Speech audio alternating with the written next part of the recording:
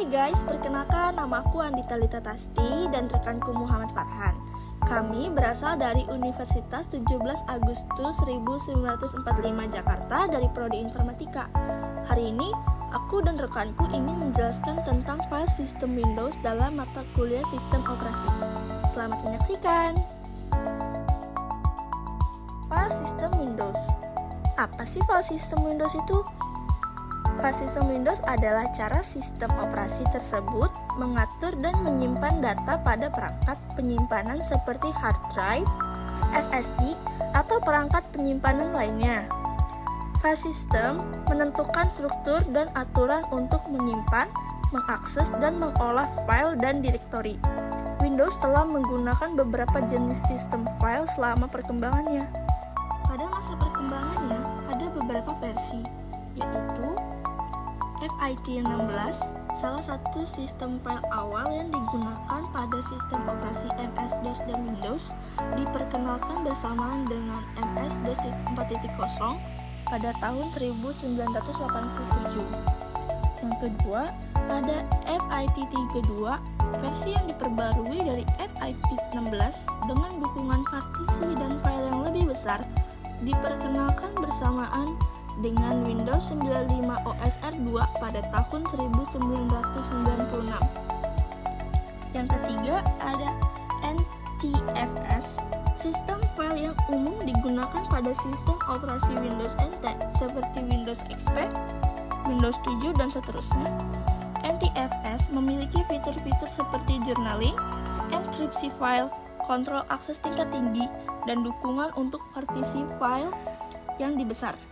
Diperkenalkan bersamaan dengan Windows NT 3.1 pada tahun 1993 dan menjadi sistem file standar untuk sistem operasi Windows berbasis NT.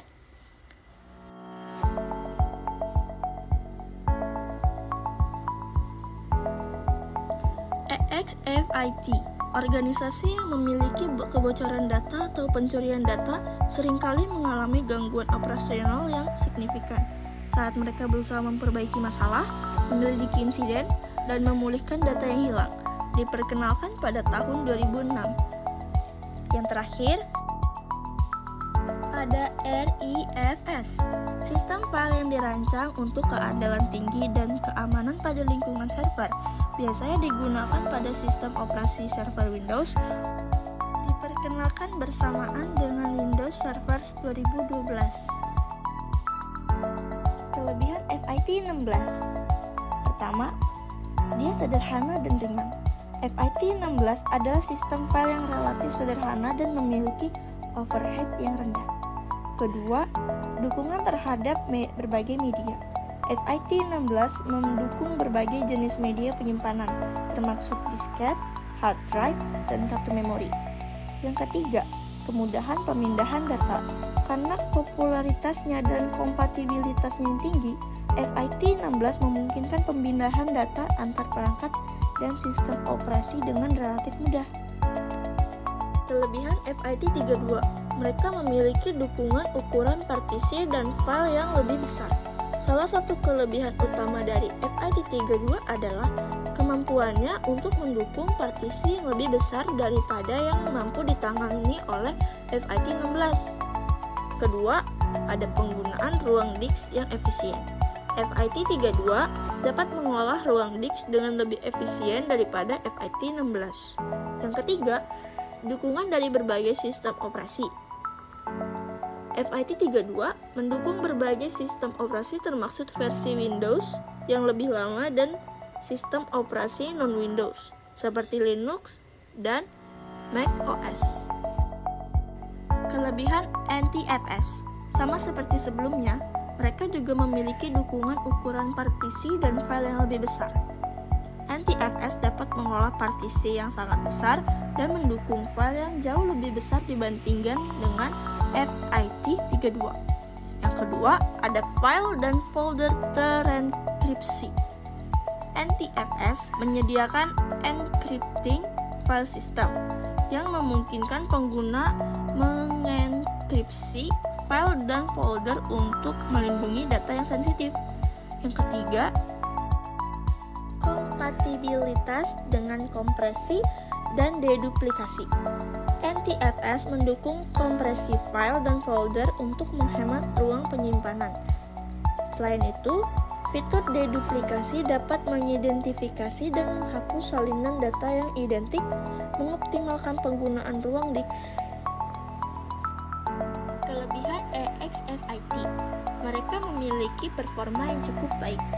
EXFIT menawarkan kinerja yang baik untuk transfer data, terutama pada perangkat penyimpanan eksternal seperti kartu memori dan hard drive. Yang kedua, tidak ada batasan pada ukuran file individual.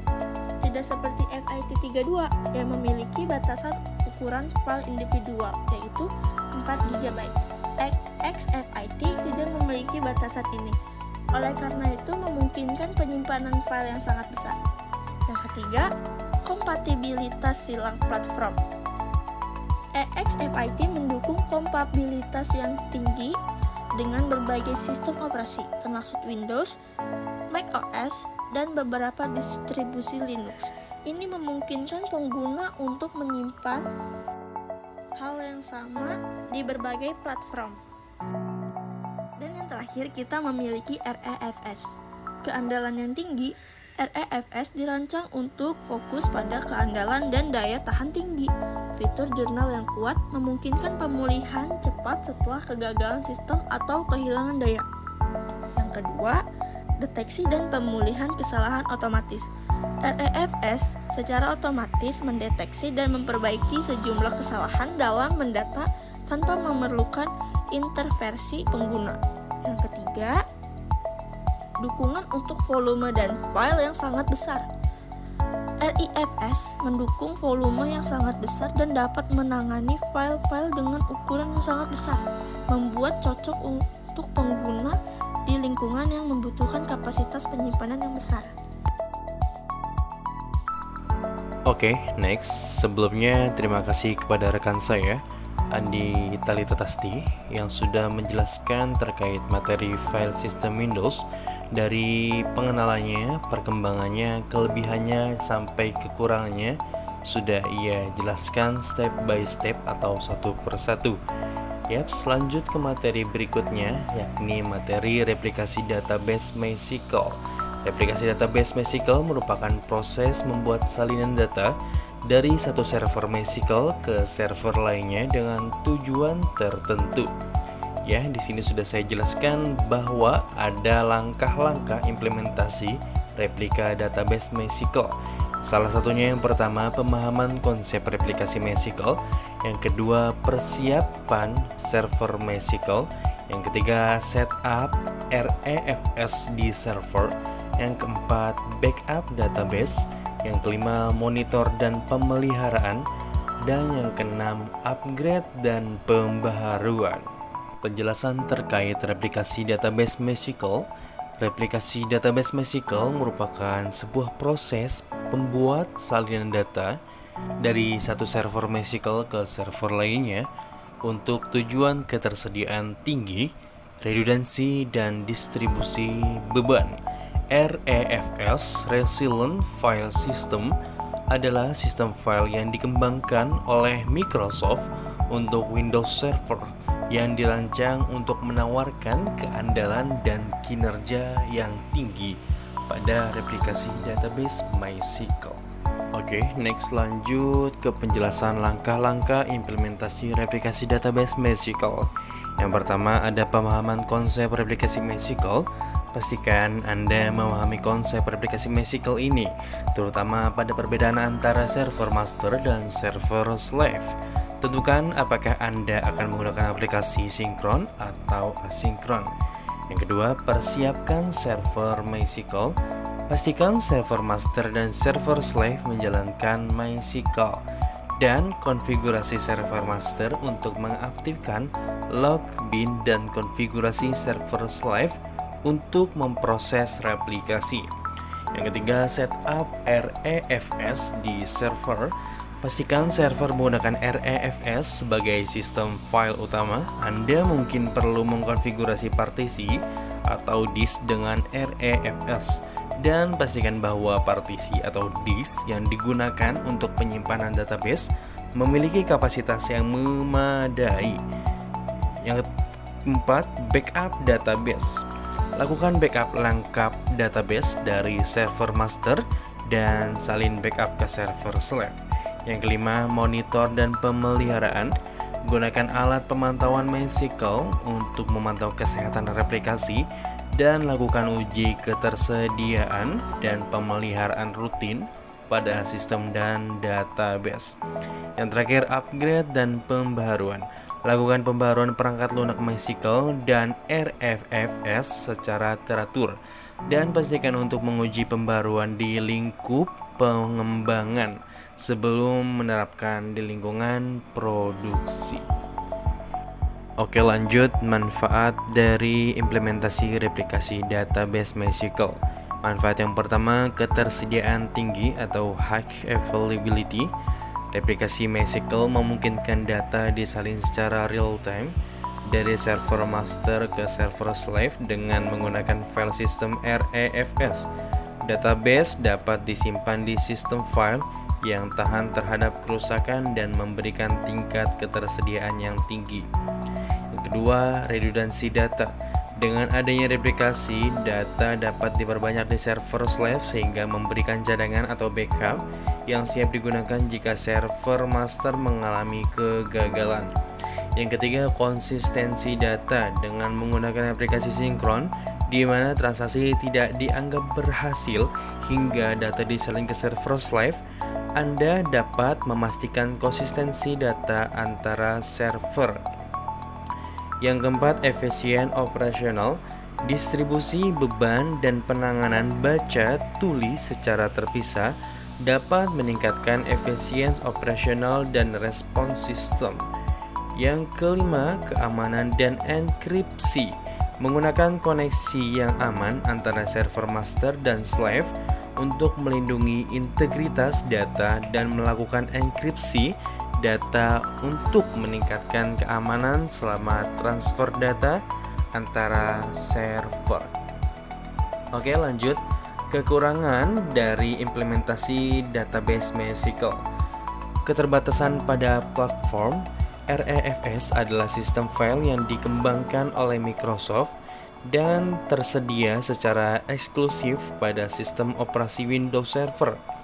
Oleh karena itu, implementasi ini tidak dapat digunakan pada platform non-Windows. Oke, bisa diingat bahwa replikasi ini harus menggunakan sistem operasi Windows Server. Dan jika kita gunakan pada sistem operasi selain Windows, itu tidak bisa digunakan implementasinya. Yang kedua, kekurangannya adalah kompatibilitas versi MySQL dan REFS. Perlu memastikan bahwa versi MySQL yang digunakan kompatibel dengan versi Windows Server dan versi REFS yang digunakan. Tidak semua versi MySQL dan Windows Server mungkin mendukung semua fitur aplikasi atau optimal dengan REFS. Yang ketiga, kekurangannya adalah kinerjanya. Meskipun REFS dirancang untuk menawarkan kinerja tinggi, ada kemungkinan bahwa kinerjanya tidak setinggi sistem file khusus untuk database seperti NTFS atau XFS. Ini dapat menjadi pertimbangan khusus jika Anda memiliki aplikasi yang sangat membutuhkan kinerja tinggi. Dan yang keempat, ada ketergantungan pada infrastruktur Microsoft. Implementasi ini tergantung pada infrastruktur Microsoft termasuk Windows Server dan REFS. Jika ada keputusan untuk beralih dari lingkungan Microsoft, mungkin diperlukan penyesuaian besar dalam infrastruktur dan konfigurasinya. Minimum CPU replikasi database REFS. Dari syarat buffers, menetapkan jumlah memori yang digunakan server database. Untuk buffer memori bersama, standarnya biasanya 128 MB atau sampai 128 MB disebutnya. Tetapi mungkin lebih kecil jika pengaturan kernel Anda tidak mendukungnya, seperti yang ditentukan selama initdb, atau pengaturan ini minimal harus 128 KB. Kedua, namun pengaturan yang jauh lebih tinggi dari minimum biasanya diperlukan untuk kinerja yang baik. Jika nilai ini ditentukan tanpa satuan, maka diambil sebagai blok, yaitu BLCKSZ byte, biasanya 8 KB atau KB. Nilai non-default BLCKSZ mengubah nilai minimum. Parameter ini hanya dapat diatur saat server dimulai. Oke, lanjut ke penjelasan maintenance work MEM. Menentukan jumlah maksimum memori yang akan digunakan oleh operasi pemeliharaan seperti vacuum, create index, dan alter table add for again k. Jika nilai ini ditentukan tanpa satuan, maka diambil sebagai kilobyte. Standarnya adalah 64 MB atau 64 MB, karena hanya satu dari operasi ini yang dapat dieksekusi pada satu waktu oleh sesi database, dan instalasi biasanya tidak menjalankan banyak operasi secara bersamaan. Maka tentunya aman untuk menetapkan nilai ini secara signifikan lebih besar dari work MEM. Pengaturan yang lebih besar mungkin meningkatkan kinerja untuk menyedot debu dan memulihkan dump database. Yang kedua ada shared buffers, menentukan jumlah maksimum memori yang akan digunakan oleh setiap proses pekerja auto vacuum. Jika nilai ini ditentukan tanpa satuan, maka diambil sebagai kilobyte. Standarnya adalah -1, yang menunjukkan bahwa nilai maintenance work MEM harus digunakan sebagai gantinya. Pengaturan tidak berpengaruh pada perilaku vakum ketika dijalankan dalam konteks lain. Parameter ini hanya dapat diatur di PostgreSQL conf file atau di baris perintah server. Untuk pengumpulan mengidentifikasi tumpel mati, autovacuum hanya mampu memanfaatkan 1 GB memori maksimum. Jadi menyetel autovacuum work MEM ke nilai yang lebih tinggi dari itu tidak berpengaruh pada jumlah tumpel mati yang dapat dikumpulkan autovacuum saat memindai tabel. Sebuah materi ini saya dapatkan dari pengembangan global PostgreSQL. Konfigurasi replikasi database. Pada kesempatan ini, konfigurasi replikasi database saya menggunakan brand MariaDB atau Maria Database yang disupport oleh Ubuntu 20.04 LTS.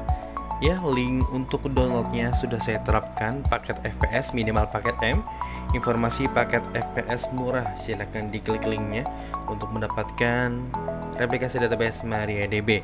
MariaDB ini saya menggunakan 10.3.31 dengan IP master 203.175.8.224 dan IP slave-nya 203.175.8.223. Tutorial ini saya dapatkan dari Rumah Web Indonesia. Konfigurasi server MariaDB. Yang pertama, kita konfigurasi pada server master terlebih dahulu. Berikut tutorialnya sudah saya terapkan pada materinya.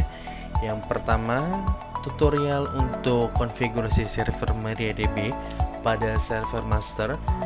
Yang pertama adalah install MariaDB pada Ubuntu kalian masing-masing dengan cara mengetikkan kalimat yang sudah saya terapkan, yakni apt install MariaDB strip server MariaDB strip client strip y, dan ubah konfigurasi pada konfigurasi MariaDB-nya dengan cara mengetik kalimat yang sudah saya terapkan di materi dari awal sudo nano strip etc strip MySQL strip MariaDB sampai ke log bin, ya, sampai situ, dan hasilnya akan menerapkan seperti yang digambar ini. jika kita mengerjakan atau kita mengimplementasikannya di Ubuntu, maka kita akan menampilkan sebuah tampilan seperti yang ada di gambar materi tersebut. Dan langkah selanjutnya adalah restart service MariaDB dengan cara mengetik systemctl restart MariaDB. Dan selanjutnya membuat user database. Ya, kalau kita membuat user database itu masuk dalam sebuah usernya, baru kita ketikkan atau kita format yang ada dalam materi tersebut, diikutkan saja dari hashtag musical strip u root strip p sampai ke hashtag flows tables with read log titik koma, dan informasi replika master server slave akan muncul pada Ubuntu kalian masing-masing dengan sama seperti tampilan yang sudah saya terapkan di materi seperti ini. Oke, lanjut. Kalau tadi kita menjelaskan tentang konfigurasi server MariaDB pada server master, maka yang kedua kita menjelaskan konfigurasi server MariaDB pada server slave. Oke, terutama langkah pertama untuk konfigurasi server MariaDB pada server slave, yang pertama adalah sama seperti yang tadi, tentunya install MariaDB dengan cara mengetik kalimat yang sama seperti tadi, yakni apt install MariaDB strip server MariaDB strip client dan strip y. Ubah konfigurasi pada konfigurasi MariaDB dengan cara mengetik kalimat yang ada di materi tersebut pada user kalian masing-masing dari sudo nano sampai bin.log. Dan jika sudah selesai dari install MariaDB sampai ubah konfigurasinya pada konfigurasi MariaDB, maka akan muncul gambar yang ada di materi tersebut sama persis akan muncul pada user Ubuntu kalian masing-masing. Dan selanjutnya, jika sudah melakukan materi install MariaDB, maka kita lanjut ke koneksi database ke master dengan cara mengetik kalimat yang sudah saya terapkan, musical strip u root strip p sampai unlock tables titik koma. Dan langkah selanjutnya sama seperti tadi ketika menginstal konfigurasi MariaDB pada server master dengan cara restart server MariaDB, systemctl restart MariaDB, dan pastikan slave SQL berjalan dengan cara mengetik solve slave status strip g. Maka jika sudah sukses konfigurasi kalian pada Ubuntu kalian masing-masing, maka akan tampil informasi master yang saya terapkan pada gambar di materi ini. Oke, lanjut ke pengujiannya. Pengujiannya yang pertama, lakukan pembuatan database, pembuatan table, CRUD, record pada server master. Yang kedua, setiap selesai menjalankan satu perintah pada server master, periksa server slave apakah ada terjadi hal yang sama pada server master. Atau contoh, kita akan membuat database bernama coba di server master, maka database coba akan otomatis copy pada server slave. Jadi kita buat ke server masternya, maka secara otomatis database coba akan otomatis ke copy pada server slave-nya. Ya, berikut adalah contoh konfigurasi yang sudah saya terapkan pada materi ini. Sudah sangat terlihat jelas bahwa database coba dari coba sampai performancenya itu dalam server master akan otomatis ke copy pada server slave ya. Coba kalian lihat masing-masing di materi gambarnya. Sudah sangat jelas dan sudah sangat akurat bahwa server master database-nya akan otomatis ke copy pada server Slive.